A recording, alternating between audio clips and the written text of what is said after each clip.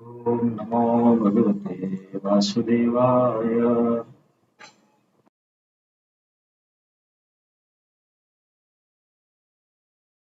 ओम नमो भगवते वासुदेवाय।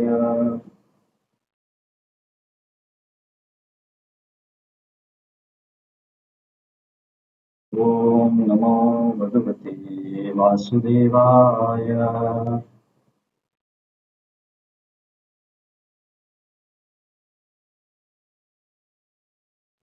हरे कृष्ण. आपण 7व्या अध्यायाला सुरुवात करतोय.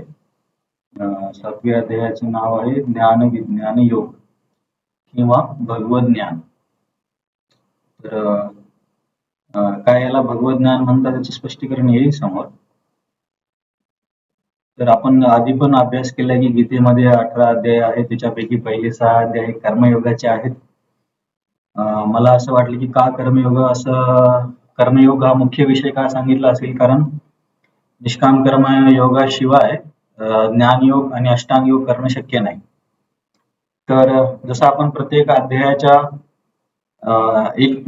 प्रत्येक 2 अध्यायामध्ये काहीतरी कनेक्शन बघतो, तसं 6व्या आणि 7व्या अध्यायामध्ये किंवा पहिल्या 6 आणि या पुढच्या 6 अध्यायाचं कनेक्शन काय आहे, तर 6व्या अध्यायामध्ये शेवटच्या श्लोकात कृष्ण बोलले की, बघा 5व्या अध्यायामध्ये शेवटी बोलले होते की जो मोक्ष ज्ञान आणि कर्माने भेटतो तो अष्टांग योगाने पण भेटतो. आणि मग अष्टांग योगाचं थोडंसं अधिक विस्तारित वर्णन 6व्या अध्यायात केलं. आणि 6व्या अध्यायाच्या शेवटच्या 2 श्लोकात सांगितलं की इतर व्यक्तींपेक्षा अष्टांग योगी श्रेष्ठ आहे. आणि शेवटच्या श्लोकात भगवंत बोलले की परंतु सर्व प्रकारच्या योगींमध्ये म्हणजे कर्मयोगी, ज्ञानयोगी, जे काही योगींचे प्रकार असतील त्या सर्वांमध्ये सर्वात श्रेष्ठ आहे भक्त. आता भक्त हा जर सर्वात श्रेष्ठ असेल तर याचा अर्थ भक्ती पण श्रेष्ठ मार्ग असली पाहिजे. तर या भक्तीचं वर्णन कृष्ण आता या मधल्या 6 अध्यायामध्ये करतील. कनेक्शन काय आहे, 6व्या अध्यायाच्या शेवटी सर्वश्रेष्ठ योगी म्हणून भक्ताला भगवंतांनी सांगितलंय. तर मग या भक्ताचा जो मार्ग आहे भक्ती, त्याचं वर्णन या 7व्या अध्यायापासून होईल. तर हे दोन्ही मधलं कनेक्शन आहे. या अध्यायाचं नाव आहे ज्ञान विज्ञान योग.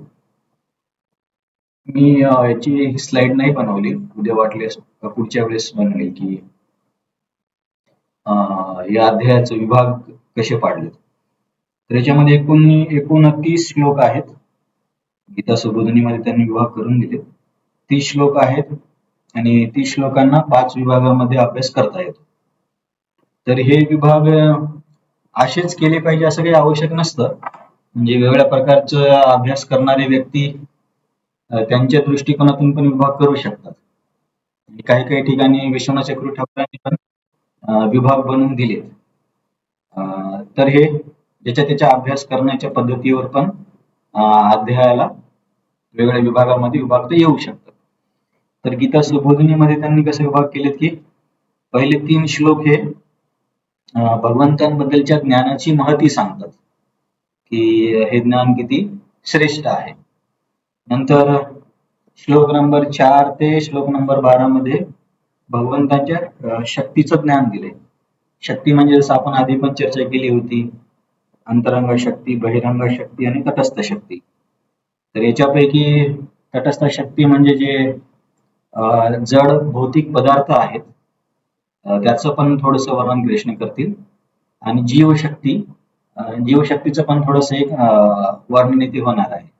तर या 2 शक्तीचं थोडंसं श्लोक नंबर 4 ते 12 मध्ये वर्णन होणार आहे.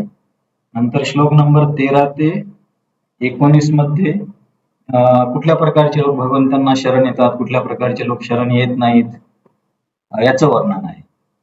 नंतर श्लोक नंबर 20 ते 25 मध्ये देवी देवतांची उपासना आणि निराकाराची उपासना याच्याबद्दल वर्णन येईल. की जसं की आपण म्हणतो की देवी देवता हे भगवंतांचे एका दृष्टिकोनातून प्रतिनिधी आहेत. तर हे आपण आपल्या मनाने सांगतो का भगवद्गीतेमध्ये आहे, हे आता आपल्याला या अध्यायामध्ये अभ्यास करायला मिळेल की देवतांची स्थिती काय आहे आणि त्यांच्या उपासना करण्यासाठी श्रद्धा कुठून येते. आणि समजा एखाद्या व्यक्तीने एखाद्या देवतेला प्रसन्न केलं तर ती देवता स्वतःहून एखादं वरदान देऊ शकते का? त्या वरदानासाठी पण ती भगवंतावरती त्या निर्भर असतात. या सगळ्या गोष्टीचं वर्णन श्लोक 20 ते 25 म्हणजे 6 श्लोकामध्ये होणार आहे. आणि शेवटच्या श्लोक नंबर 26 ते 30 मध्ये भगवंतांबद्दल शरणागतीचं वर्णन आहे की भगवंत हे सर्व ज्ञाते आहेत, भूत भविष्य वर्तमान, आणि सर्व जीव हे मोहामध्येच असतात, परंतु जेव्हा भगवंतांना शरण घेतात तेव्हा ते मोक्षाची प्राप्ती करू शकतात. तर असे मोठी 5 विभाग आहे. मला वाटल्यास मी पुढच्या वेळेस याची स्लाइड बनवतो. तर आता आपण पहिल्या 3 श्लोकाचा अभ्यासाला सुरुवात करू. पहिल्या 3 श्लोकामध्ये भगवंतांबद्दलच्या या ज्ञानाची माहिती आहे. तर पहिला श्लोक आपण गाऊया. श्री भगवान उवाच मय्यासक्तमनः पार्थ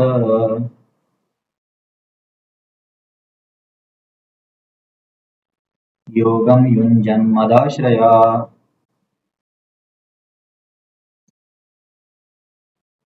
असंशयं समग्रं माम्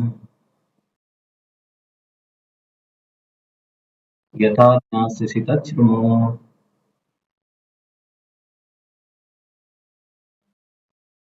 तर 6व्या अध्यायाच्या शेवटी सर्वश्रेष्ठ योगी म्हणून भक्तियोगीचं वर्णन भगवंतांनी केलं. मग आता हा भक्त योगी जो आहे तो कशा पद्धतीने त्याचं साधना करतो, तर भगवंत काय सांगतात की तो योगी असं साधना करतो असं पण सांगतात, आणि अर्जुनाला म्हणतात की माझ्याबद्दलचं हे ज्ञान मिळवण्यासाठी तू काय केलं पाहिजे. पहिल्यांदा सांगतात की मय्या आसक्त मना, की तुझं मन हे मला आसक्त असलं पाहिजे. कारण आपण मागच्या वेळेस पण बोललो की मदगतेन अंतरात्मना असा एक शब्द होता शेवटच्या श्लोकामध्ये 6व्या अध्यायाच्या, की भक्तियोगीचं मन हे भगवंतांमध्ये आसक्त असतं किंवा भगवंतांमध्ये रममान असतं. तर तेच इथे कृष्ण सांगतात की मय्यासक्त मना पार्थ, की हे पार्थ, हे अर्जुन, तुझं मन माझ्यामध्ये आसक्त कर.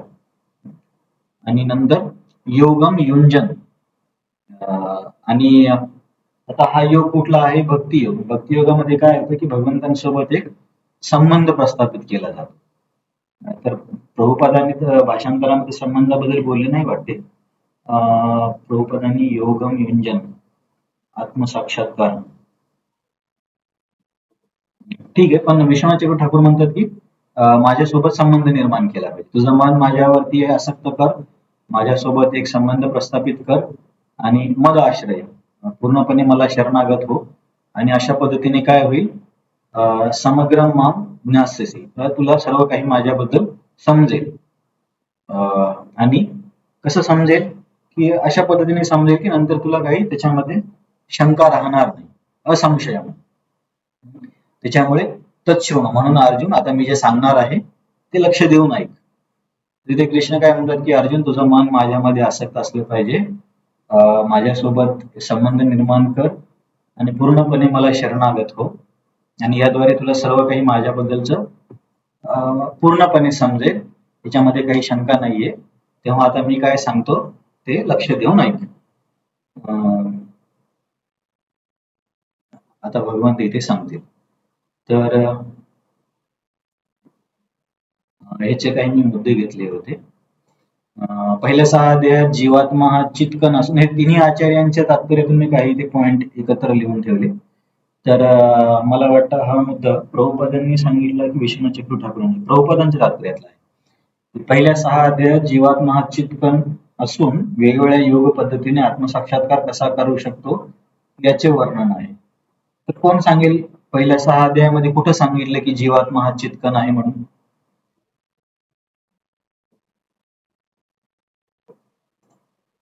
इथे आपण ओळ काय वाचली की पहिल्या अध्यायामध्ये, पहिल्या 6 अध्यायात जीवात्मा हा चित्कन आहे, आणि पान नंबर 263 वरती दुसऱ्या अवतारात प्रभुपाद लिहितात. भगवद्गीतेच्या प्रथम 6 अध्यायात जीवाचे वर्णन विविध प्रकारच्या योग पद्धतीद्वारे स्वतःला आत्मसाक्षात्कार प्रत उन्नत करणे समर्थ असणारा अप्राकृत चेतन आत्मा असे करण्यात आले आहे. जीवात्मा हा चित्कण आहे, याच्याबद्दल कुठे अभ्यास केला आपण?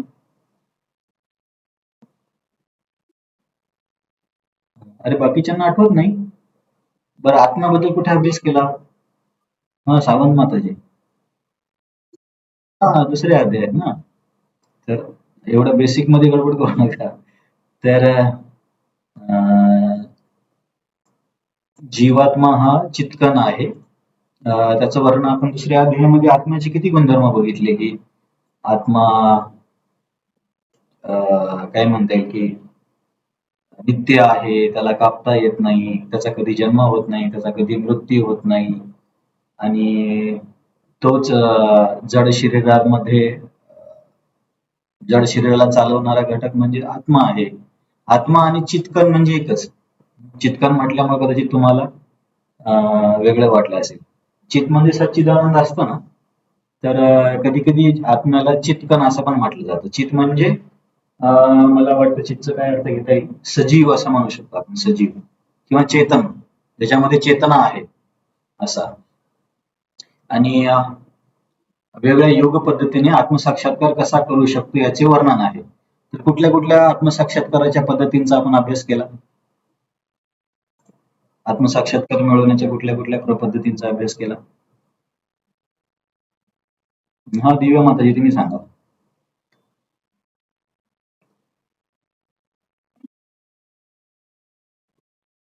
हा, अरे वा, एकदम छान. तर हे आपण आत्मसाक्षात्कार प्राप्त करण्याच्या पद्धती बघितल्या.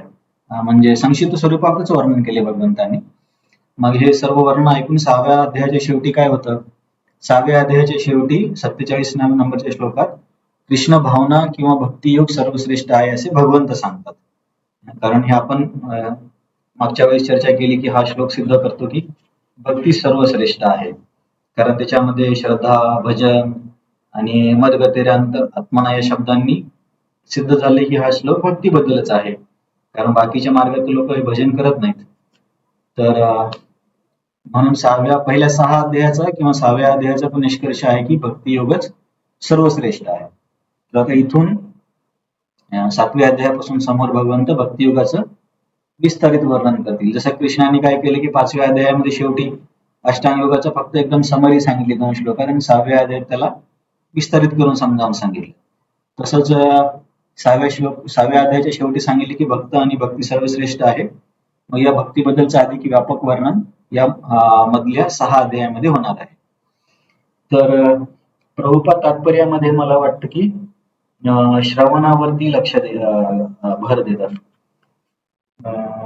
कुठे श्रवणाचा शब्द, हा,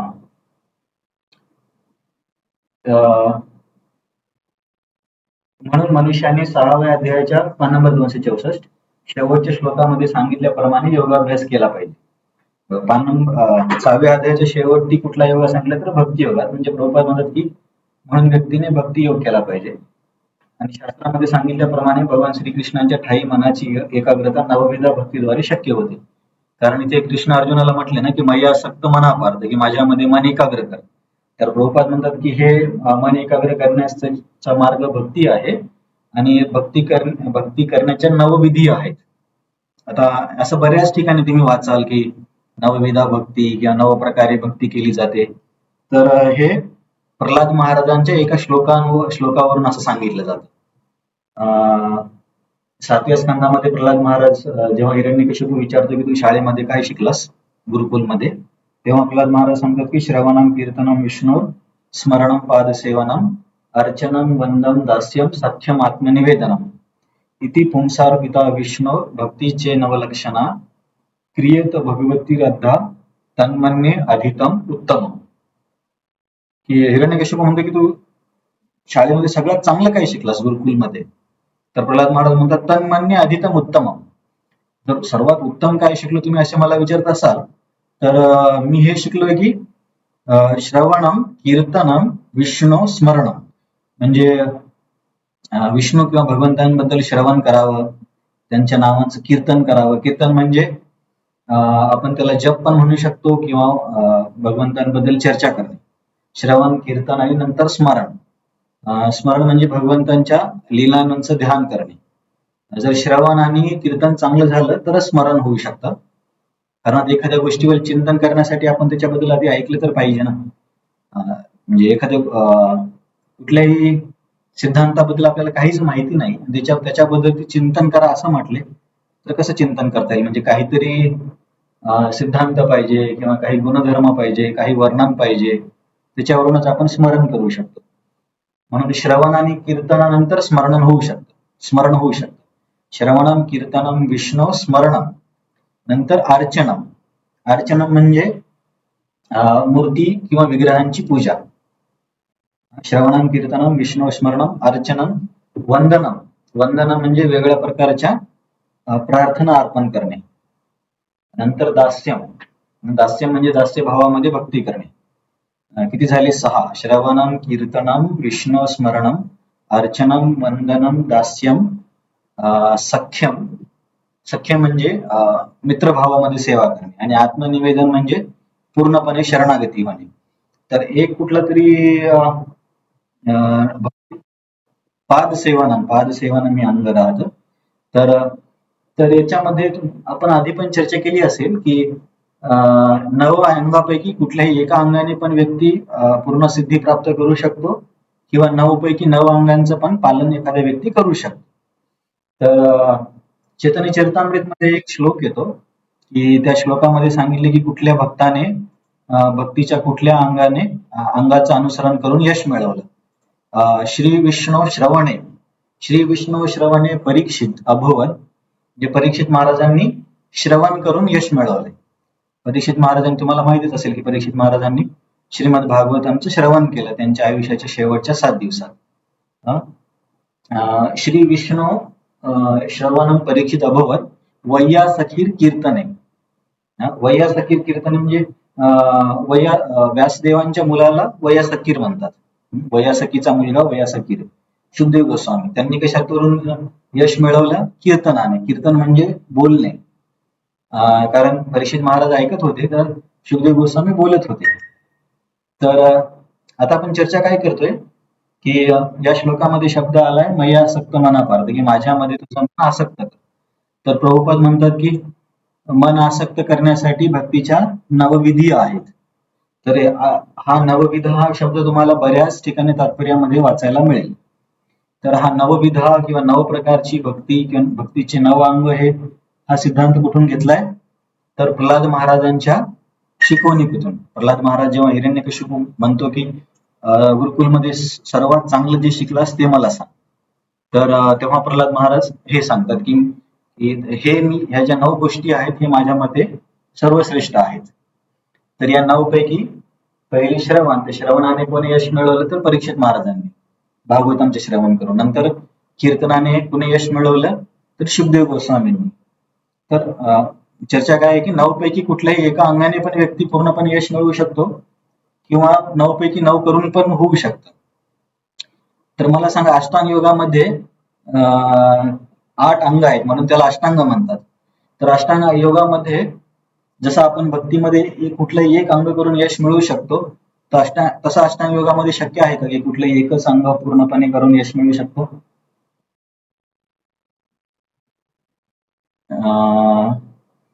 संगीतामध्ये तुम्हाला माहिती असेल. कृपा तू सांगते का?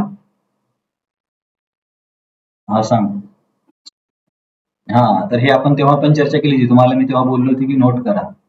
फक्त भक्तीमध्येच असं आहे की 9 पैकी कुठल्याही एका विधीचं जरी पालन केलं तरी व्यक्ती पूर्ण यश मिळवू शकतो. परंतु अष्टांग योगामध्ये किंवा इतर मार्गामध्ये असं नाही. त्याला यम पण पूर्णपणे करावं लागेल, नियम पण करावे लागतील, आसन पण करावे लागतील, प्राणायाम पण पूर्णपणे करावं लागेल, तरच त्या मार्गामध्ये यश मिळेल. परंतु भक्तीमध्ये असं नाही. हे कशावरून सांगतोय आपण? तर मी तुम्हाला हे जो संदर्भ देतोय चैतन्य चरितामृत मधल्या श्लोकाचा.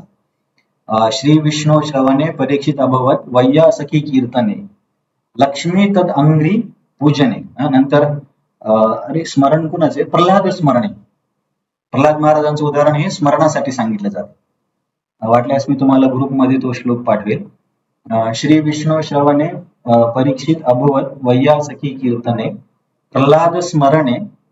आता तुम्हाला नंतर विचारलं मी कुठल्या अंगाने कोणी यश मिळवू, लक्षात ठेवा. लक्ष्मी तद अंग्री भजने, लक्ष्मी देवी यश म्हणण्यापेक्षा भगवंतांची सेवा पादसेवनम करून करतात. म्हणून तुम्ही पेंटिंग मध्ये जर कधी बघितलं असेल विष्णूंची पेंटिंग महाविष्णूंची, तर लक्ष्मी देवी हे महाविष्णूंचे पाय दाबताना दिसतात नेहमी. तर ती त्यांची आवडती सेवा आहे. लक्ष्मी तदांग्री भजने पृथु पूजने. तर पृथु महाराजांनी अर्चना करून यश मिळवले. अर्चना म्हणजे आपण विग्रह सेवा म्हणू शकतो. तर तो काय श्लोक आहे? श्री विष्णू श्रवणे अभवत, श्री विष्णू श्रवणे परीक्षित अभवत वैयासखी कीर्तने प्रल्हाद स्मरणे तदंग्री भजने लक्ष्मी पृथु पूजने अक्रूरस्तु अभिवंदे. अक्रूर जे आहेत, अक्रूरजी त्यांनी वंदन करून, वंदन म्हणजे प्रार्थना अर्पण करून, भगवंतांना प्रार्थना अर्पण करून प्रसन्न केलं किंवा भक्तीमध्ये यश मिळवलं. तर या अक्रूरजीच्या प्रार्थना कुठे आहेत? जेव्हा कंस अक्रूरजींना सांगतो की कृष्णाला घेऊन ये मथुरेमध्ये कुस्तीच्या निमित्ताने आपण त्या दोघांना मारू म्हणून, तेव्हा अक्रूर मनोभावाच्या प्रार्थना 10व्या स्कंदामध्ये बघायला मिळतात. तर अक्रूर अभिवंदने कपिपतेर दास्य. कपिपतेर म्हणजे हनुमानजी. तर हनुमानजींनी प्रभू रामांची भक्ती ही दास्य रसामध्ये केली. कपिपतेर दास्य सख्य अर्जुन, आणि अर्जुनाचा भगवंतांबद्दलचा सख्य भाव आहे. सख्य म्हणजे मित्रत्वाचा. आणि सर्व स्वात्म निवेदने बलीर अभूत येशातील गतीम परा. आणि सर्व मार्ग म्हणजे सर्व नव अंगांची पूर्णपणे म्हणजे 9च्या 9 अंगांना ज्यांनी आचरण केलं असेल तर ते आहेत बली महाराज. बली महाराजांनी सर्वच पद्धतीने म्हणजे श्रवण कीर्तन सर्व गोष्टींनी पूर्णपणे शरणागत होऊन, नव अंगाने पण म्हणू शकतो किंवा आत्मनिवेदनचा अर्थ मला वाटते पूर्ण अंगापेक्षा आपण हे घेतला पाहिजे, पूर्णपणे शरणागत होणे. निवेदनचा अर्थ तसा आहे की पूर्णपणे शरणागत होणे. 9च्या 9 अंग हे मला चेक करावं लागेल, पण पूर्णपणे शरणागत होणे. तर काय झालं? श्रवणासाठी परीक्षित महाराज, कीर्तनासाठी शुभदेव गोस्वामी, स्मरणासाठी प्रल्हाद महाराज, पादसेवनासाठी लक्ष्मीजी, प्रार्थनांसाठी अक्रूर, अर्चनांसाठी पृथु महाराज, नंतर दास्यसाठी हनुमानजी, सख्येसाठी अर्जुन आणि पूर्णपणे शरणागतीसाठी बली महाराज. हे तुम्हाला लक्षात राहील का? तर इथे भगवंत अर्जुनाला म्हणतात की माझ्यामध्ये तुझं मन आसक्त कर. प्रभुपाद म्हणतात मन आसक्त करण्यासाठी नवविधा भक्ती करावी लागते. हे कुठून बघितलं मी? पान नंबर 264 मध्ये बघा, प्रभुपाद दुसऱ्या उतार्यात सांगतात भगवान श्रीकृष्णांच्या ठाई मनाची एकाग्रता नवविधा भक्तीद्वारे शक्य होते. म्हणजे 9 पैकी कुठल्या एका गोष्टीने मन एकाग्र करू शकतो आपण. तर हे नवविधा भक्ती प्रल्हाद महाराजांनी सांगितले, याचे आपण उदाहरणं पण बघितली. आणि याच नवविधा भक्तीला रूप गोस्वामींनी भक्तिरसामृत सिंधू मध्ये 64 अंगामध्ये विस्तारित केलं. जसे की त्याच्यामध्ये एकादशी करणे किंवा मंदिराला प्रदक्षिणा करणे हे पण भक्तीच्या अंगामध्येच रूप गोस्वामींनी त्याचे नमूद केलंय. आणि तिथे रूप गोस्वामी म्हणतात की ऍक्च्युली बघायला गेलं तर भक्तीचे अनंत अंग आहेत. आणि तुम्हाला जर अनंत अंगाचा अभ्यास करत असेल तर हरिभक्ती सुधोदय ग्रंथाचा अभ्यास करा, असं रूप गोस्वामी सांगतात. परंतु त्या अनंत अंगांचं जर समजा समरी केली किंवा ठळक ठळक जर अंग घेतले तर 64 अंगांचं वर्णन रूप गोस्वामी करतात. आणि त्या 64 आणखीन संक्षेप म्हटलं तर प्रल्हाद महाराजांच्या आपण नवविधा भक्तीला म्हणू शकतो. तर रूप गोस्वामींनी काय केलंय, जेव्हा आपण भक्तिरसामृत सिंधूचा अभ्यास करू तेव्हा बघणारच आहोत की समजा एक भक्तीचं अंग आहे श्रवण. तर म्हणजे श्रवणाबद्दल शास्त्रामध्ये कुठे कुठे वर्णन आहे की श्रवण केलं पाहिजे का, कशाचं श्रवण केलं पाहिजे, कुणी श्रवण केलं पाहिजे, असे प्रत्येक अंगाचे पुरावे शास्त्रांमधून दिलेत. म्हणजे श्रुती आणि स्मृती दोन्ही मधून रूप गोस्वामींनी पुरावे देऊन भक्तीच्या 64 अंगाची स्थापना केली. तर ते विस्तारित वर्णन भक्तिरसामृत सिंधू मध्ये आहे, नंतर आपण बघूया. फक्त मी तुम्हाला त्याचं एक समरी सांगितली. तर 7व्या अध्यायापासून भक्तियोगाचे सविस्तर वर्णन आता होणार आहे. प्रभुपाद तात्पर्यामध्ये श्रवणावरती भर देतात. नवविध भक्तीमध्ये श्रवणम सर्वप्रथम आणि महत्वपूर्ण आहे. कारण समजा जरी आपण म्हटलं की हरे कृष्ण महामंत्र हा कलियुगाचा युगधर्म आहे, हे बरोबर आहे, परंतु महामंत्र जप करण्यासाठी श्रद्धा आणि माहिती ही व्यक्तीला श्रवणानेच मिळते. समजा एखाद्या व्यक्तीला महामंत्र जरी माहित असेल, परंतु जोपर्यंत आपण शास्त्रांचं वाचन करणार नाही किंवा शास्त्र ऐकणार नाही तोपर्यंत महामंत्रामध्ये श्रद्धा पण निर्माण नाही होत. आणि एक गीत म्हणून किंवा एखादी मेलोडी म्हणून गाणं वेगळी गोष्ट आहे, पण युगधर्म म्हणून महामंत्राला प्रस्थापित करण्यासाठी पण श्रवण करण्याची खूप गरज आहे. त्याच्यामुळे जरी महामंत्र युगधर्म आहे तरी सुद्धा श्रवण हे खूप महत्वाचं आहे. कारण जपा करण्याची प्रेरणा आणि श्रद्धा हे श्रवणामुळेच मिळते. म्हणून आपण मागच्या काही दिवसापूर्वी पण आपण चर्चा केली होती की प्रभुपाद तिथे बोलले होते की मन नियंत्रणासाठी सर्वात महत्वाचा मार्ग म्हणजे भगवंतांबद्दल श्रवण करणे. तेव्हा पण आपण चर्चा केली होती की दररोज काही ना काहीतरी श्रवण केलंच पाहिजे.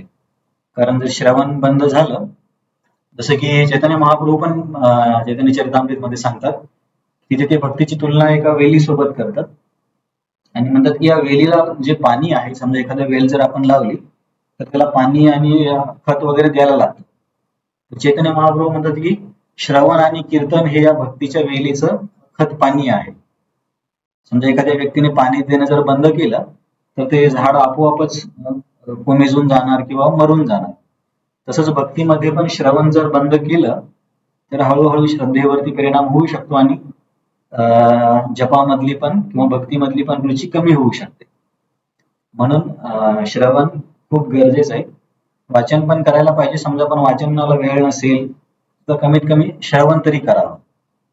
तुम्ही असं म्हणू समजा एखाद्या व्यक्तीला संस्कृत नाही समजणार किंवा शास्त्र कठीण वाटू शकतात, परंतु श्रवण कठीण वाटते असं कुणी म्हणू शकत नाही. आणि त्याच श्लोकांना खूप सोप्या पद्धतीने समजावून सांगणारी बरेच क्लासेस आहेत. तर इथे प्रभुपाद म्हणतात की हे पहिलं अंग आहे भक्तीचं श्रवण, आणि इतर सर्व अंगांची पोषण पण श्रवणच करतात. जर श्रवण बंद केलं तर हळूहळू उत्साह कमी होऊ शकतो. त्याच्यामुळे दररोज काही ना काही श्रवण झालं पाहिजे. या नवविध भक्तीमध्ये श्रवणम सर्वप्रथम आणि महत्वपूर्ण आहे. म्हणून भगवंत अर्जुनाला सांगतात की तच्छृणु म्हणजे माझ्याकडून ऐक. पूर्णपणे तर इथे भगवंत काय म्हणतात की अशंशयम समग्रम माम, की अर्जुन माझ्यामध्ये मन एकाग्र कर, माझ्याशी संबंध प्रस्थापित कर आणि मला आश्रित हो आणि मी काय सांगतो ते ऐक आणि त्याच्याद्वारे तुला सर्व काही पूर्णपणे समजेल. पण बलदेव विद्याभूषण म्हणतात की समग्रमचा अर्थ असा नाही की 100%, कारण भगवंतांना 100% जाणणं शक्य नाही, कारण ते अनंत आहेत.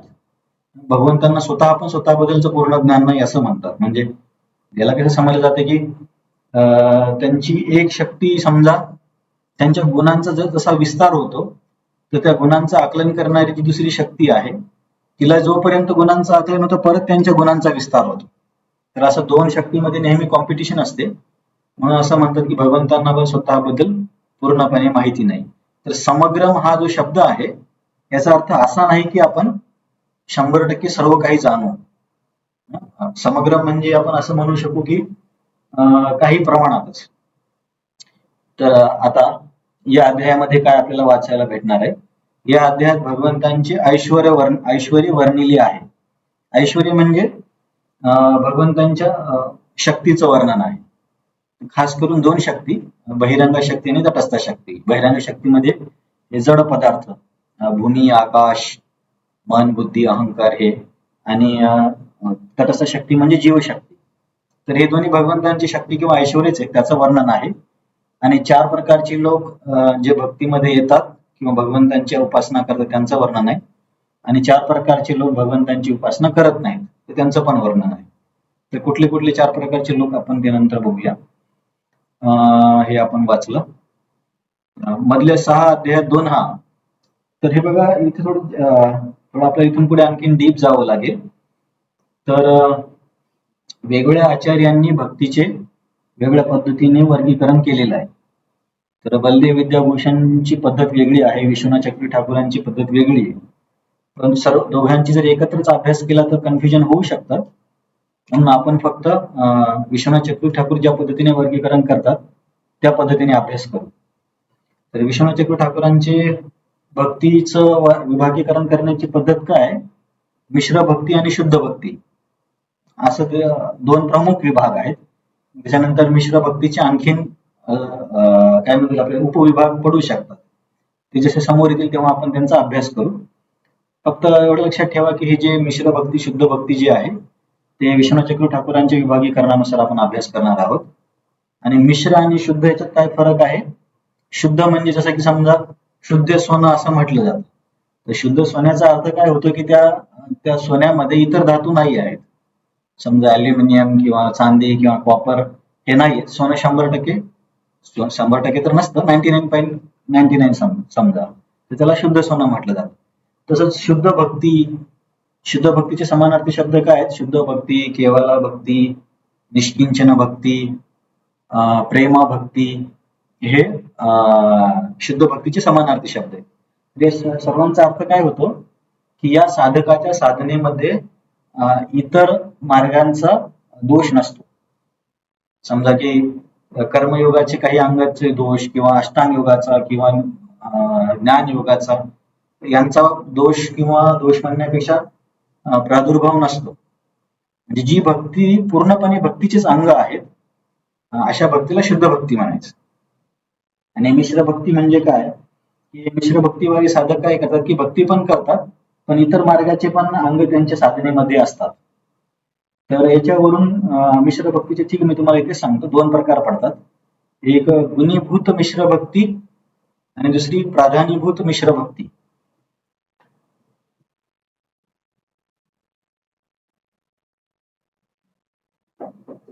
पहिल्यांदा आपण काय बोलले की विभागीकरण विश्वनाथ चक्री ठाकूरांचं आहे, शुद्ध आणि मिश्र. मिश्रामध्ये पुन्हा दोन गट, गुणीभूत आणि प्राधान्यभूत. तर गुणीभूत म्हणजे काय? या साधकांच्या साधनेमध्ये भक्ती खूप कमी असते आणि हे जे दुसरे मार्ग आहेत कर्म, ज्ञान आणि अष्टांग यांचं प्रमाण अधिक असतं. त्यांना म्हणायचं गुणीभूत भक्ती. किंवा जे फक्त निष्काम कर्मयोग किंवा अष्टांग योग किंवा ज्ञान योग असे शब्द वापरले जातात तेव्हा ते गुणीभूत भक्तीमध्येच येतात.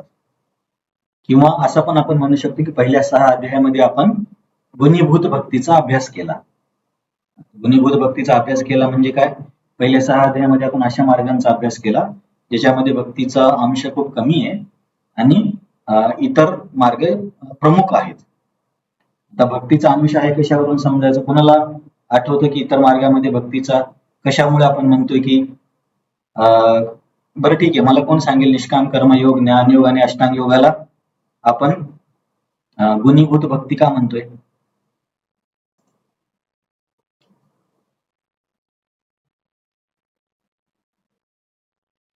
ये सावंत माताजी.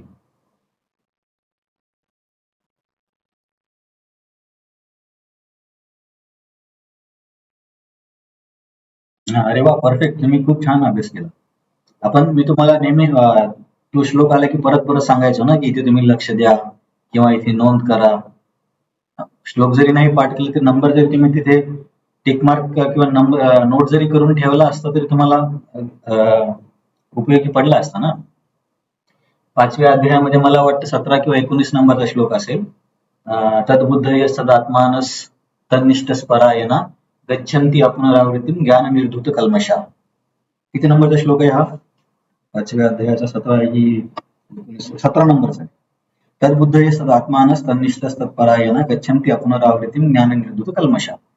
तर तिथे आपण चर्चा केली होती की हा जो निष्काम कर्म योगी आहे त्याला पण यश मिळवण्यासाठी तत्ची उपासना करावी लागते. आपण तेव्हा म्हटलं तत् म्हणजे परमात्मा किंवा भगवान आहेत. तर त्याच्यावरून निष्काम कर्मयोगामध्ये भक्ती लागते याचा आपण अभ्यास केला.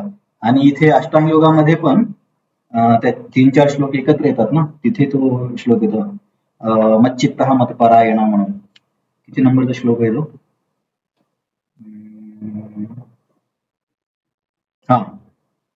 मला वाटतं श्लोक नंबर 14 मध्ये आहे. मच्चित्तः मतपरायणा, त्या व्यक्तीने माझ्यावरती ध्यान करावं. तर याचा अर्थ ध्यान म्हणजे भक्तीचा भाग आहे. म्हणून आपण म्हटलं होतं की या अंगांना या मार्गांना आपण भक्तीशिवाय यश नाही मिळत. तर इथे आपण काय म्हणतो की त्यांचं सेपरेट नाव पण आहे, म्हणजे निष्काम कर्मयोग असं पण म्हणू शकतो. निष्काम कर्मयोग, ज्ञान योग, अष्टांग योग असे त्यांचे सेपरेट नावं पण आहेत.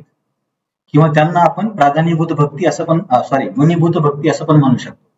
गुणीभूत म्हणजे जिथं भक्ती खूप कमी आहे एवढं लक्षात ठेवा, आणि प्राधान्यभूत म्हणजे भक्ती प्राधान्य अधिक भक्ती आहे, एवढं लक्षात ठेवलं तर कन्फ्युजन होणार नाही. म्हणून निष्काम कर्म योगाला निष्काम कर्म योग पण म्हणू शकतो किंवा गुणीभूत भक्ती पण म्हणू शकतो, हे लक्षात ठेवा. तर इथून पुढे आता आपल्याला हे शब्द परत परत येणार आहेत.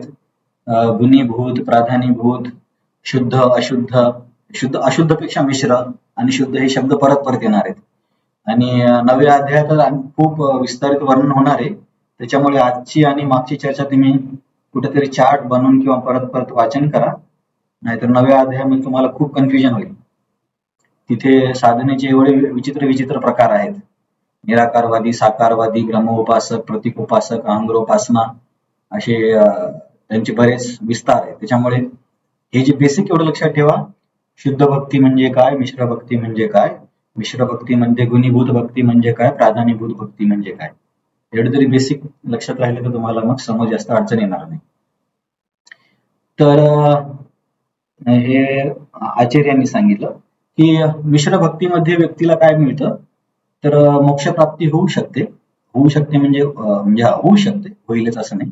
तर मोक्षप्राप्ती होऊ शकते. आणि मोक्षामध्ये सायुज्य आणि सालोक्य या दोन प्रकारच्या मोक्षप्राप्ती मिश्र भक्तीमध्ये होऊ शकतात.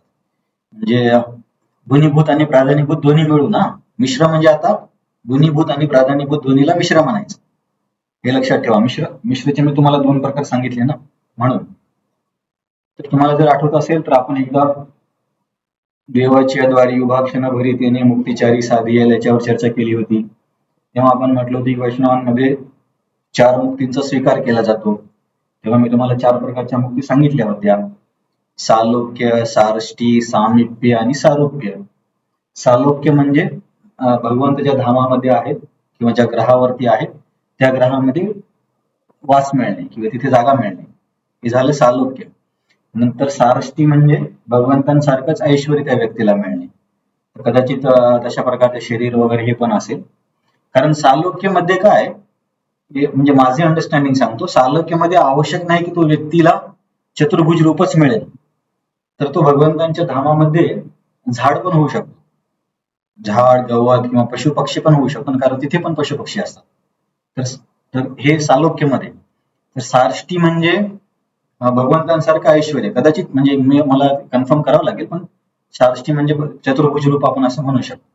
सालोक्य, सारष्टी, सामिप्य, सारष्टी म्हणजे चतुर्भुज रूप नाही, कारण पुढे येणारच आहे. सारष्टी म्हणजे भगवंतांसारखं ऐश्वर्य. सालोक्य, सारष्टी, सामिप्य.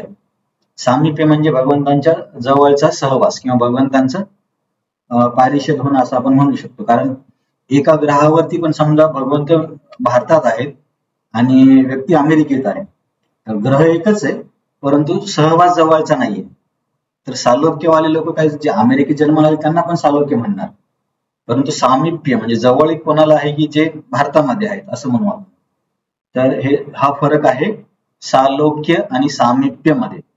आणि नंतर चौथी आहे सारूप्य.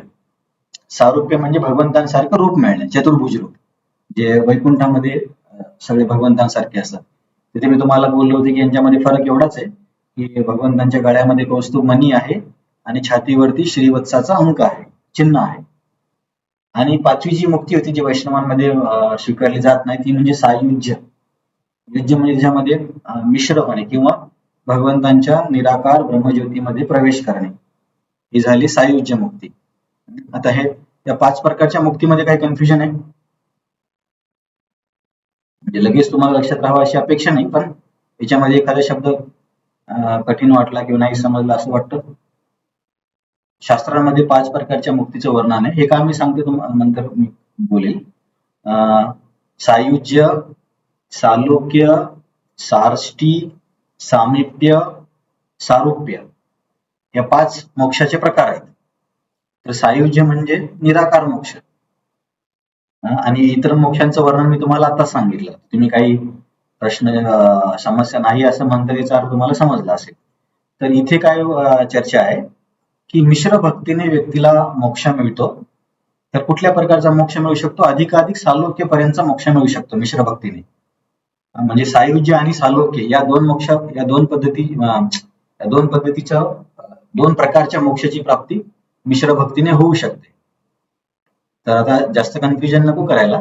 तर हे जे सायुज्य आहे निराकारवाली, ती गुणीभूत भक्तीने मिळते, आणि सालोक्य जे आहे ती प्राधान्यभूत भक्तीने मिळते. आणि शुद्ध भक्तीने काय मिळतं? तर इतर प्रकारच्या ज्या दुसऱ्या मोक्ष आहेत, सार्ष्टी, सामिप्य, सारूप्य आणि पार्श्वतत्व. पार्श्वतत्व म्हणजे आपण काय म्हणू की भगवंतांचा सहचारी होणे, किंवा सोप्या शब्दात सांगायचं तर कुठल्या तरी एका रसामध्ये भगवंतांशी संबंध प्रस्थापित आहे शुद्ध भक्तीनेच होऊ शकतो. म्हणजे किती जरी जन्म अष्टांग योग, ज्ञानयोग, कर्मयोग केला, किंवा किती जरी जन्म प्राधान्यभूत भक्ती केली, तरी काही करून त्या जीवाला भगवंतांसोबत संबंध निर्माण नाही होत. तर संबंध निर्माण म्हणजे मित्राचा किंवा वडिलांचा जो संबंध आहे तो केवळ शुद्ध भक्तीनेच निर्माण होऊ शकतो. तर हा शुद्ध भक्तीमध्ये आणि मिश्र भक्तीमध्ये महत्वाचा फरक आहे. तर आपण हे वाचलंच आहे की शेवटच्या श्लोकामध्ये मागच्या अध्यायात भक्तीबद्दल सांगितलं. तर ही भक्ती कशी केली पाहिजे याचं वर्णन इथे आहे. तर हे विष्णू चक्र ठाकूर असं स्पष्टीकरण देतात की ज्या व्यक्तीचं वर्णन मी 6व्या अध्यायाच्या शेवटी केलं, तर तो व्यक्ती कशी भक्ती करतो? त्याचे मन माझ्यामध्ये आसक्त असते, केवळ माझा आश्रय घेतो, म्हणजे मग इथले दुसरं कशाचा आश्रय नाही घेत, ज्ञान आणि कर्माचा नाही घेत, आणि माझ्याशी संबंध प्रस्थापित करतो, योगनियोजन, माझ्याशी संबंध. तर हे आता जे मी बोललो, हे विश्वनाथ चक्रवर्ती ठाकूर असं स्पष्टीकरण देतात की 6व्या अध्यायाच्या शेवटी ज्या भक्ताचं वर्णन भगवंतांनी केलं, तो भक्त कशी भक्ती करतो? तर तो कशी भक्ती करतो की मन माझ्यामध्ये आसक्त असतं, माझा आश्रित होतो आणि माझ्याशी संबंध निर्माण करतो. आता हे मयासक्त मना वगैरे याची आपण आता चर्चा केलेली आहे. तर हे दुसऱ्या आचार्याने सांगितले. या अध्यायात कृष्णांच्या ऐश्वर्य, विभूती आणि भौतिक प्रकृती सोबतच्या कार्याबद्दलची माहिती आहे. ह्या गोष्टी तुम्हाला समोर स्पष्ट होतीलच. फक्त एका गोष्टीकडे लक्षात आहे की जे नवीन नवीन शब्द वाटतात ना, नवीन संकल्पना वाटतात, त्यांना तुम्ही लिहून ठेवावं लागेल किंवा परत परत वाचावं लागेल. कारण पुढे गेल्यावरती आपण परत मग त्या शब्दांना पुन्हा पुन्हा तुम्हाला माहिती असं समजूनच त्यांचा उपयोग केला जाईल. समजा पुढे चर्चा करताना गुणीभूत भक्ती म्हटल्यावर त्याला मग आपण स्पष्ट करणार नाही की गुणीभूतचा अर्थ काय. म्हणजे तुम्हाला तेव्हा माहिती असलं पाहिजे की जर गुणीभूत म्हटले म्हणजे ही चर्चा आहे. जसं गणितामध्ये पण असतं ना की समजा जे 5वी, 6वी, 7वी, 8वी पर्यंत जे गणित शिकलं त्याच्यामधल्या मूलभूत संकल्पना आहेत, 10वी किंवा 12वीच्या गणितामध्ये त्याला परत रिपीट करत नाही. म्हणजे ग्राह्य धरलं जातं की 2 समांतर रेषा का समांतर असतात त्याला सिद्ध करणे हे सगळ्यामध्ये जात नाही त्यावेळेस, कारण त्या विद्यार्थ्याकडून अपेक्षा असते की तू हे शिकून आलाय. तसंच आता समोर आचार्य हे शब्द वापरतील, गुणीभूत, प्राधान्यभूत, केवला, प्रेमभक्ती, तेव्हा आपल्याला जर संकल्पना माहित असल्या तर बरं होईल, नाही तर मग खूप कन्फ्युजन होऊ शकतं. त्या भक्ताचं वर्णन इथे आहे. तर थोडक्यात इथे भगवंतांनी काय सांगितलं, 2 पद्धतीने हा श्लोक आपण समजू शकतो की 6व्या अध्यायाच्या शेवटच्या श्लोकात ज्या भक्ताची महती सांगितली, तो भक्त कशी भक्ती करतो त्याचं वर्णन इथे आहे की त्याचं मन माझ्यामध्ये आसक्त असतं, माझ्याशी संबंध निर्माण करतो आणि माझ्यावरतीच तो आश्रित होतो, असं म्हणू शकतो. किंवा प्रभुपादांनी कसं सांगितले की अर्जुन, तुझं मन माझ्यावरती आसक्त कर, माझा आश्रित हो आणि माझ्याशी संबंध निर्माण कर, आणि मी जे सांगतो त्याला लक्ष देऊन ऐक, ज्याच्यामुळे तुला माझं पूर्ण ज्ञान होईल किंवा माझ्याबद्दलची तुला पूर्ण माहिती होईल. जसं की अर्जुना तू माझं ऐक, कसं ऐक की माझी शरणागती घे, माझी भक्ती कर, माझ्यावरती तुझं मन आसक्त कर, आणि त्याद्वारे जेव्हा तू श्रवण करशील तेव्हा तू मला पूर्णपणे जाणून घेशील, असा प्रभुपादांचा अर्थ आहे. तर दोन्ही वेगळ्या आचार्याने अशा पद्धतीने स्पष्ट केलं. तर हे दोन्ही गोष्टी ठीक आहेत. तर हा झाला पहिला श्लोक. इथे कोणाचा काही प्रश्न आहे?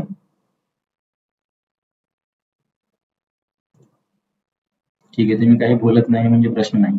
तर तुमच्यापैकी किती जणांनी 6व्या अध्यायाचा शेवटचा श्लोक पाठ केला?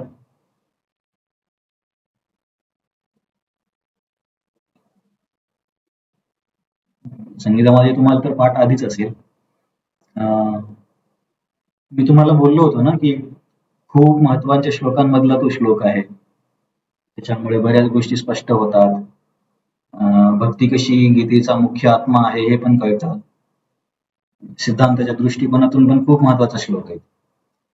तर आजकाल तर सगळे YouTube मध्ये पण गायन वगैरे करून पण दाखवतात. तर थोडंसं तुम्ही ऐकून पाठ करण्याचा प्रयत्न करा ना. म्हणजे आम्ही विद्यापीठमध्ये कसं पाठांतर करायचं की समजा रस्त्याने चालताना कानातून ऐकायचा, मग ऐकत ऐकत मग त्याला गाण्याची प्रॅक्टिस करायची. काही जणांना लिहून पाठ होतो. जे तुम्ही सर्वांनी तर एज्युकेटेड आहात, तुम्ही अभ्यास केलाच आहे शाळेमध्ये. तर थोडं पाठांतर करा, कारण काय पूर्ण गीता संपल्यावर एकदाच 50 किंवा 100 श्लोक पाठ करायला खूप कठीण जाईल. पण आतापासून एक एक जर केला तर बरेच श्लोक पाठ होऊन जातील. तर प्रयत्न करा, झालं तर बरं आहे. तर आपण हा दुसऱ्या श्लोकाचा अभ्यास करू. पहिल्या 3 श्लोकामध्ये भगवंतांबद्दलच्या ज्ञानाची माहिती सांगतायत कृष्ण. आधीच्या श्लोकात काय बोलले की लक्ष देऊन ऐक, त्याच्यामुळे तुला पूर्णपणे भक्तीने लक्ष देऊन ऐक, त्यामुळे तुला माझ्याबद्दलचं पूर्ण ज्ञान मिळेल. आता हे ज्ञान कसं, आता मी काय सांगणार आहे त्याच्याबद्दल कृष्ण इथे सांगतील. ज्ञानम तेहम सविज्ञानम.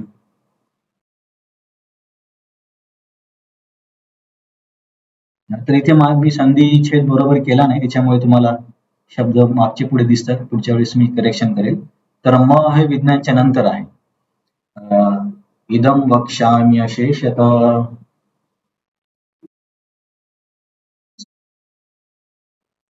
यज्ञात्वा नेह भूयोऽन्यात्.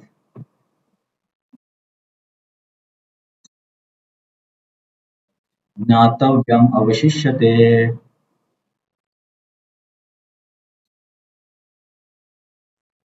तर मागच्या श्लोकात भगवंत अर्जुनाला काय बोलले की अर्जुन तू ऐक.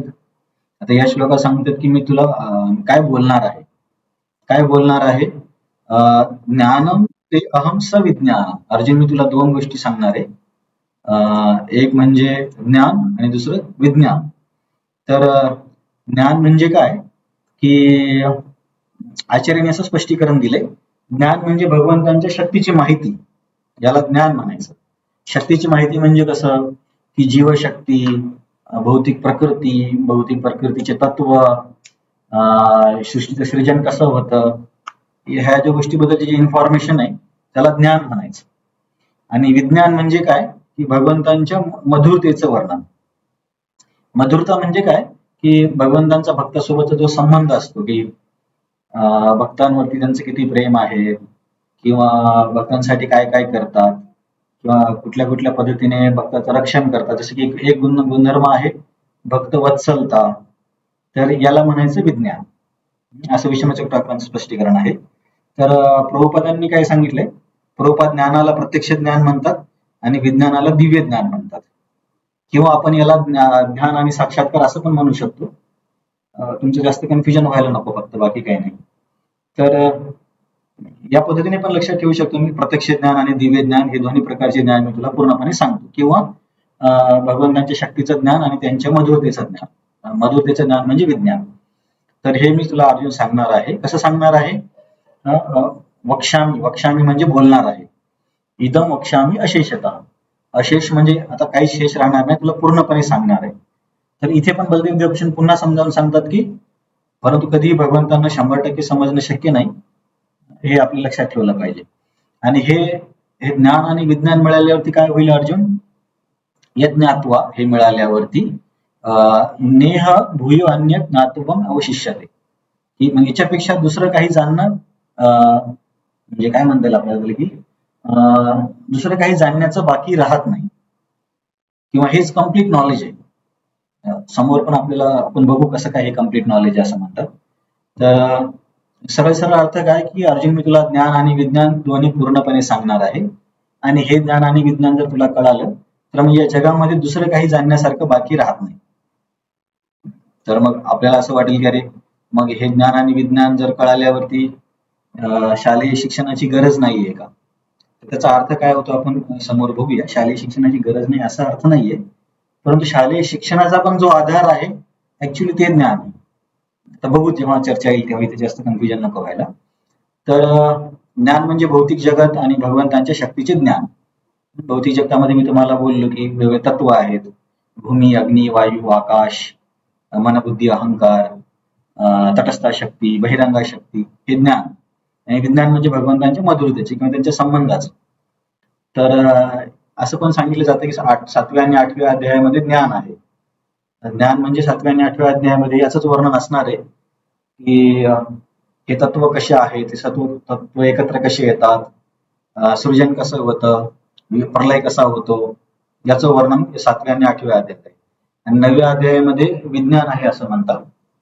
पूर्णपणे विज्ञानाचं आहे असं म्हणू शकत नाही, परंतु 9व्या अध्यायामध्ये जसं की पत्रम पुष्पम फलम तोयम, की माझ्याशी संबंध कसा निर्माण करायचा, नंतर कौंतेय प्रतिजानी नमे भक्त्या प्रणश्यती, माझ्या भक्ताचा कधीच नाश होत नाही, हे भगवंतांच्या स्वभावाचं किंवा आत्मीयतेचं वर्णन करणारे श्लोक आहेत. ठीक आहे, मला वाटतं जास्त ते कन्फ्युजन होईल. आणि 10व्या आणि 11व्या अध्यायामध्ये दोन्ही आहेत, ज्ञान आणि विज्ञान. हे ज्ञान आणि विज्ञान जाणल्यास इतर काही जाणणे बाकी राहत नाही. तर विष्णू ठाकूर म्हणतात की जसं पहिल्या श्लोकात कृष्ण बोलले की माझ्याबद्दल ती आसक्ती असली पाहिजे, परंतु जसं आपण आधी पण चर्चा केली की जरी हरे कृष्ण महामंत्र कलियुगाचा युगधर्म असला तरी महामंत्र जप करण्यास प्रेरणा आणि श्रद्धा मिळण्यासाठी श्रवण करावं लागतं.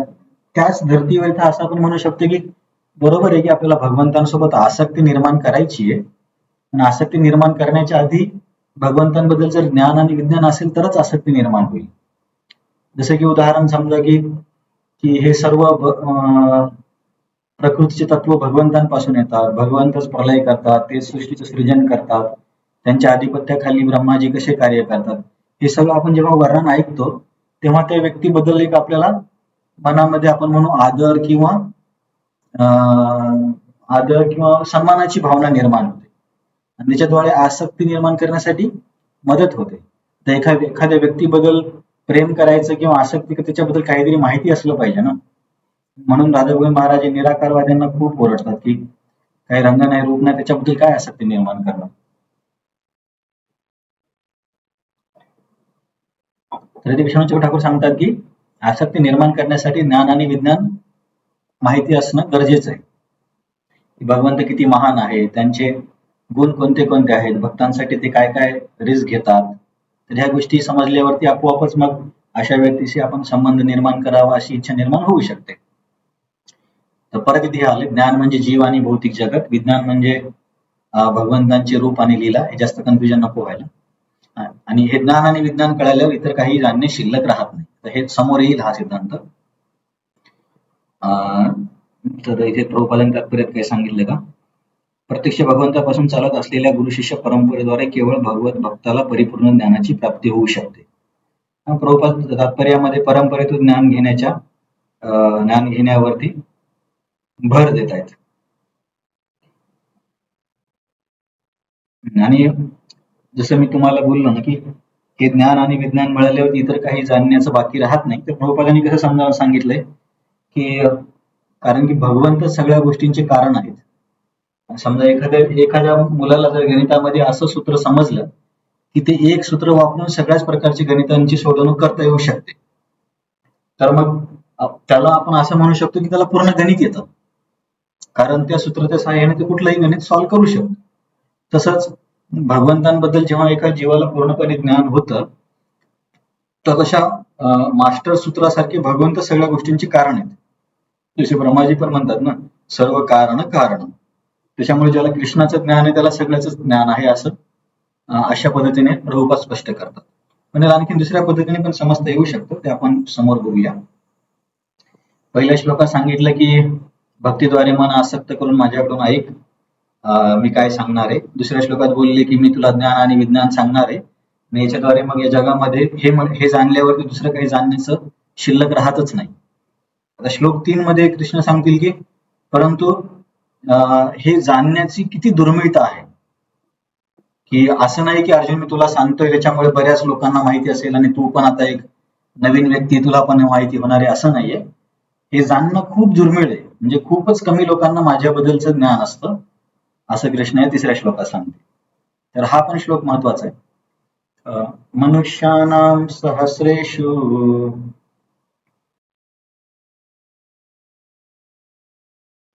कश्चिद् यतति सिद्धये यततामपि सिद्धानां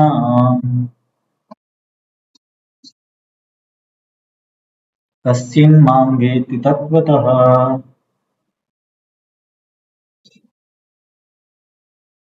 तर हा श्लोक समजायला सोपाच आहे, म्हणजे संस्कृत पण श्लोक सोपीच आहे बघा.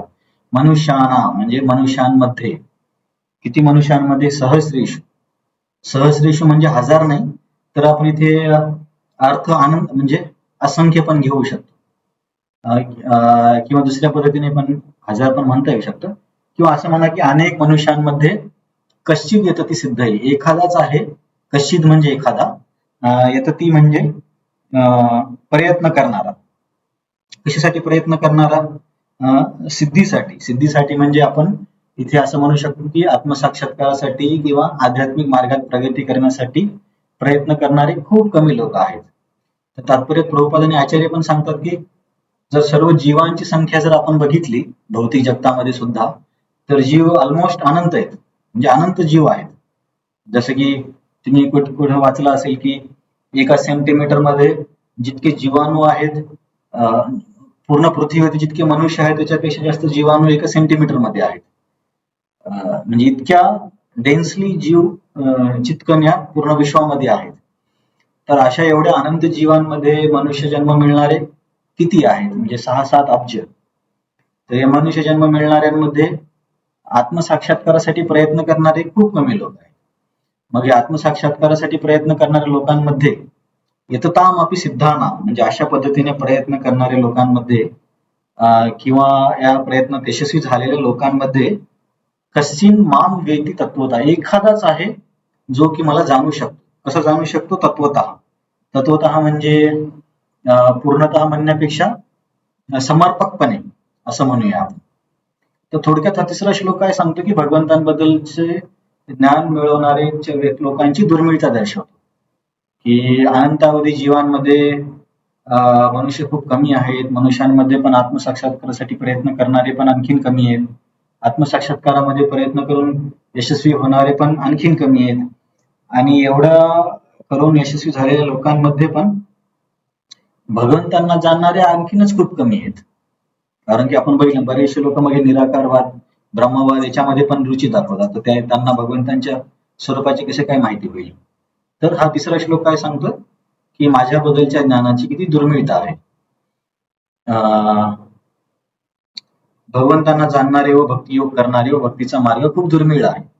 बरोबर, कारण भगवंतांना जाणणे म्हणजे भक्ती करणे.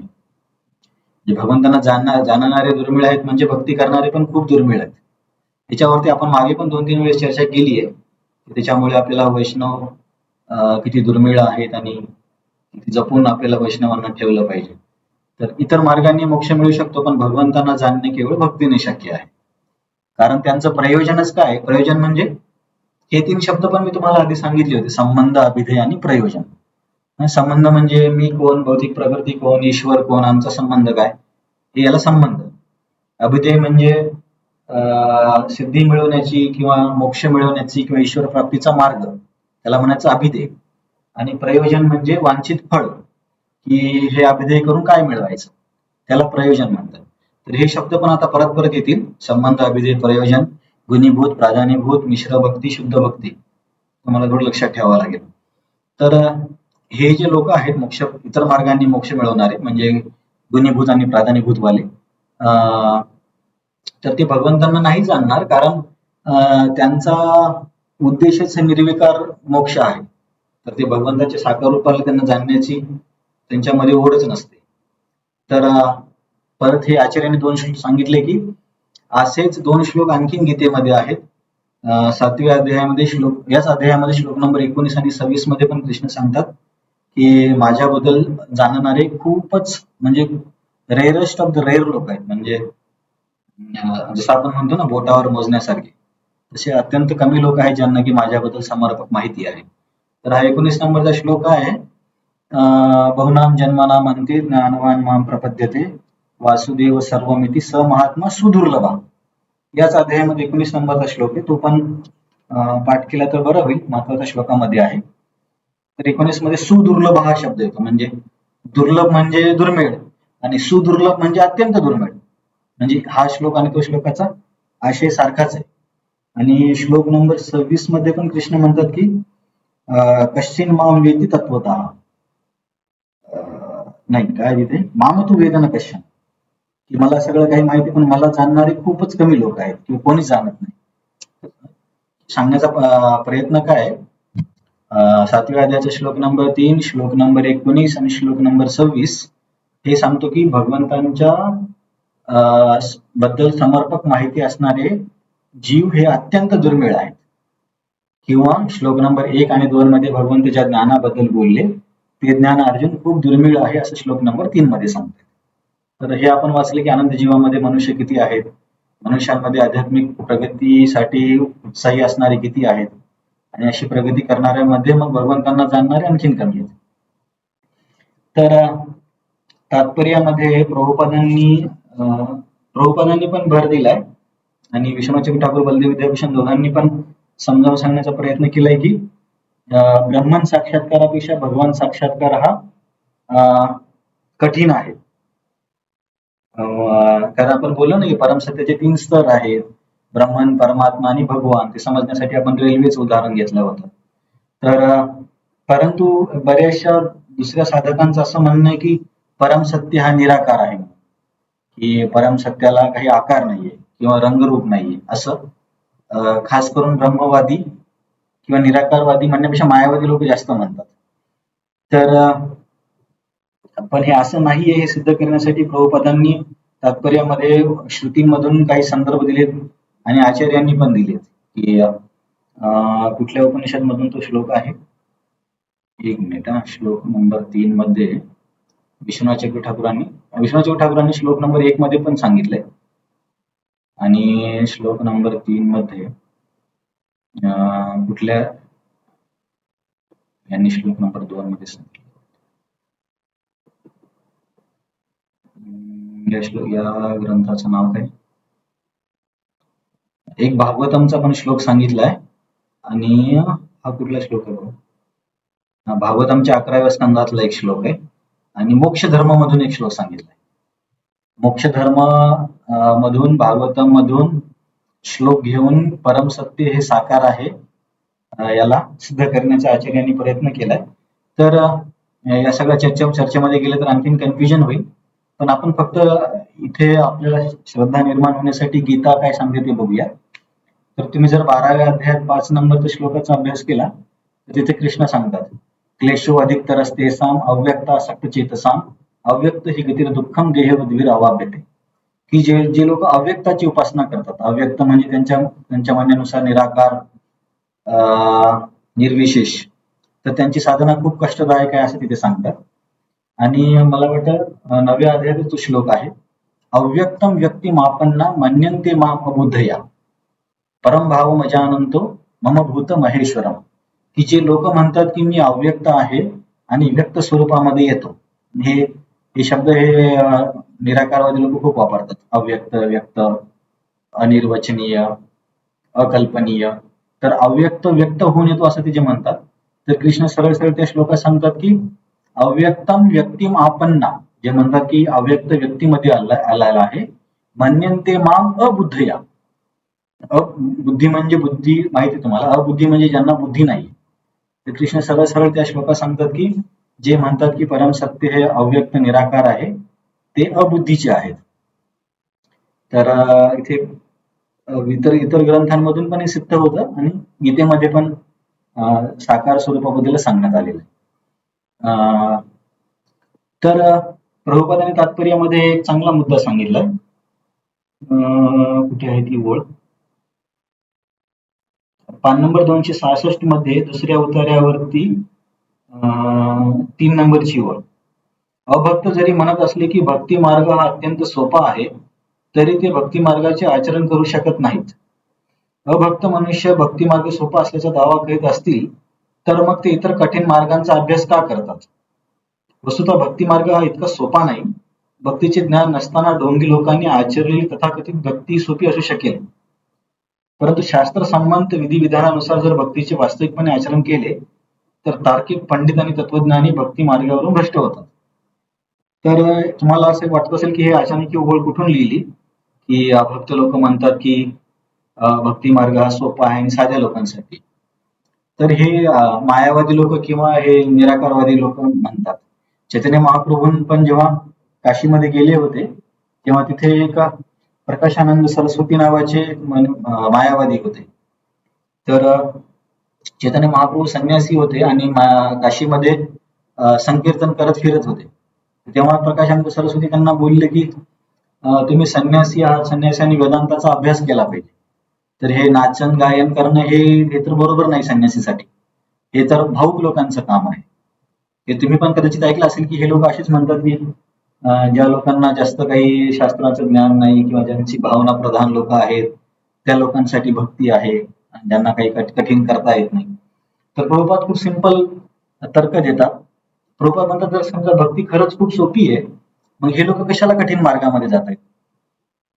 म्हणजे आपल्याला माहित आहे की ही गोष्ट सोपी आहे, म्हणजे ती सोपी गोष्ट सोडून कठीण मार्गामध्ये जाणं म्हणजे मूर्खपणा आहे ना. तर प्रभुपाद म्हणतात जरी त्यांना असं वाटत असेल की भक्ती सोपी आहे, पण भक्ती अशी सोपी नाहीये. शास्त्र संबंध सगळ्या शास्त्रांचं पालन करून भक्ती करायची म्हटलं तर भक्तीमध्ये पण खूप विधिविधान आहेत, खूप नियम आहेत. जसे की पान नंबर 266 मध्ये एका श्लोकाचा संदर्भ दिलाय प्रभुपादांनी. श्रुती स्मृती पुराण आदी पंचरात्री विधी विना ऐकांतिकी हरिर्भक्ती उत्पाते व कल्पते. भक्तिशास्त्रीमध्ये हा श्लोक पाठ करावा लागतो, श्रुती स्मृती पुराण आदीवाला. तर हा श्लोक काय सांगतो की श्रुती साहित्य, स्मृती साहित्य आणि पंचरात्र म्हणजे नारद पंच भक्तिसूत्र यांचा अभ्यास न करता जर कोणी भक्ती करत असेल तर ती भक्ती केवळ समाजामध्ये उत्पात निर्माण करते. उत्पात निर्माण करते म्हणजे सोप्या शब्दात जे ढोंगी भक्ती आहे, ही काही केवळ भावनिक स्तरावरती भक्ती करणे आणि शास्त्रांच्या वचनांचं पालन न करणे. तर जसे की समजा तुम्हाला उदाहरण देतो, असे कोण लोक करतात की चैतन्य महाप्रभू गेल्यावरती बंगालमध्ये 13 प्रकारचे अपसंप्रदाय निर्माण झाले होते. त्याच्यामध्ये एक संप्रदाय आहे सहजिया. तर हे सहजियावाल्या लोकांचं काय म्हणणं आहे की त्याच्यातले काही म्हणतात की मीच गोपी आहे आणि एक म्हणतो की मीच कृष्ण आहे आणि ते म्हणतात की शास्त्र वाचण्याची काही गरज नाही, आपणच ते ईश्वर आहोत. तर हे म्हणजे हे असे मनोकल्पित भक्ती या लोकांनी निर्माण केली. त्याला भक्ती नाही म्हणतात, त्याला अपसंप्रदाय म्हणतात. एक मार्ग आहे चुडामणी, म्हणजे त्यांच्या चुडाधारी, त्यांच्या मार्गाचा उद्देश आहे की शिखा ठेवणे. नंतर एक आहे सखी बेकी, करता भाज्या, असे 13 प्रकारचे अपसंप्रदाय आहेत. तर हे लोक काही शास्त्रांचं पालन करत नाहीत आणि काहीतरी मनोकल्पित संकल्पना निर्माण करून त्यालाच भक्ती मानतात. तर प्रभुपाद म्हणतो की कदाचित या मायावादी लोकांना वाटत असेल की याला बघून की भक्ती खूप सोपी आहे, परंतु ती खरी भक्ती नाहीये. तर भक्तीमध्ये पण खूप विधिविधानांचं पालन करावं लागतं. आता आपणच बघतोय ना की आपण म्हणतो की कांदा लसण खायचा नाही, हे बघायचं नाही, हे करायचं नाही, 4 नियमांचं पालन करायचं. तर हे करायला पण थोडेसे परिश्रम लागतातच ना, कारण साहजिक सगळ्यांमध्येच पशु प्रवृत्ती आहेच. तर प्रभुपादांनी खूप सिंपल तर्क दिला, जर भक्ती सोपी आहे तर मग तुम्ही कशाला कठीण मार्गात जाताय? तर भौतिक इंद्रियांनी भगवंतांना जाणणे अशक्य आहे. त्याचा पण पान नंबर 267 मध्ये श्लोक आहे. अथ श्रीकृष्ण नामादी न भवेद ग्राह्यम इंद्रिये सेवेन्मुखे जिव्हादो स्वयमेव स्फूर्ती यथा. की भौतिक इंद्रियांनी भगवंतांना नाही जाणू शकत, परंतु जेव्हा आपण इंद्रियांना भगवंतांच्या सेवेमध्ये नियोजित करतो, उदाहरण दिले जिव्हेचं, जिव्हेला कसं नियोजित करायचं की भगवंतांचा प्रसाद घेऊन किंवा नामजप करून. तर अशा पद्धतीने जेव्हा इंद्रियांना भक्तीमध्ये योजलं जाईल तेव्हा आपोआपच भगवंत म्हणण्यापेक्षा त्या व्यक्तीला भगवंतांबद्दलच्या ज्ञानाची प्राप्ती होईल. तर या श्लोकामध्ये आपण काय बघितलं की अर्जुन, हे ज्ञान मिळवणारी लोक खूप दुर्मिळ आहेत. तर इथे आपण थांबूया, वेळ झालाय. तर आज काय चर्चा केली आपण, पहिल्या 6 अध्यायाचा किंवा 6व्या अध्यायाचा निष्कर्ष आहे की भक्त सर्वश्रेष्ठ योगी आहे. मग या 7व्या अध्यायापासून या सर्वश्रेष्ठ योगीचा जो मार्ग आहे भक्ती, त्याचं वर्णन आपण पुढच्या 6 अध्यायामध्ये अभ्यास करणार आहोत. तर विश्वनाथ ठाकूर म्हणतात की ज्या भक्ताबद्दल 6व्या अध्यायाच्या शेवटच्या श्लोकात बोलले त्याच्याबद्दल कृष्ण इथं सांगतात की तो कशी भक्ती करतो. तो कशी भक्ती करतो, त्याचं मन माझ्यामध्ये आसक्त असतं, माझ्यासोबत संबंध निर्माण करतो आणि माझ्यावरती आश्रित असतो.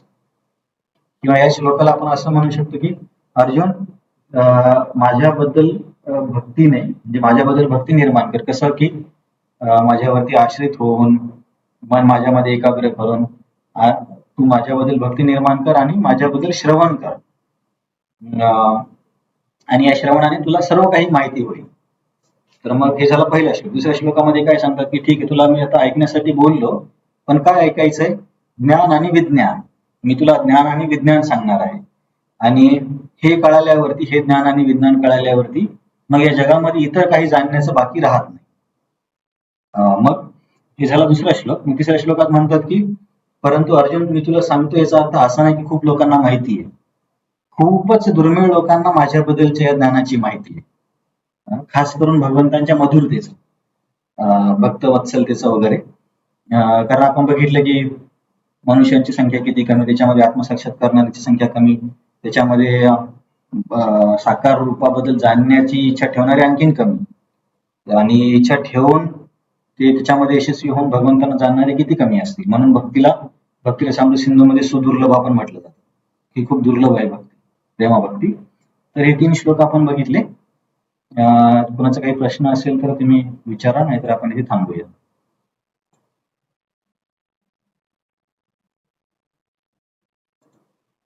ठीक आहे, तुम्हाला समजलं आपण आजची चर्चा की जास्त किचकट झालं?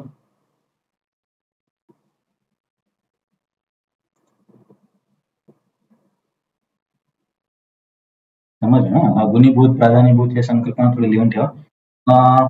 आज आहे कुठला डे? सॅटर्डे. मंडेला तुम्हाला जो 6व्या अध्यायाचा शेवटचा श्लोक पाठ करावा लागेल. कारण मला आतापासून जर आज नवीन सिद्धांत आहेत, काही घेऊया आपण रिव्हिजन. त्याच्याबद्दल काही हरकत नाही. पण तुम्हाला जर वेळ भेटला तर क्लास ऐकू शकता आणि 6व्या अध्यायाचा शेवटचा श्लोक पाठ करा. श्लोक पाठ करणं चांगली सवय आहे. एक एक करत गेलं तर तुमचे हळूहळू बरेच श्लोक पाठ होतील. आणि YouTube वरती बरेच चांगले चांगले ऑडिओ आहेत, म्हणजे चांगल्या पद्धतीने गाऊन दाखवलेले. तर ठीक आहे, मंडेला तुम्ही हा एकदा क्लास ऐका. बरेच नवीन नवीन संकल्पना येत आहेत आणि जे नवीन शब्द वाटले ते नोंद करून ठेवा आणि तो श्लोक पाठ करा. मग आपण मंडेला रिव्हिजन करून समोर चर्चा करूया. हरे कृष्णा कृष्णा कृष्णा हरे हरे राम, राम राम.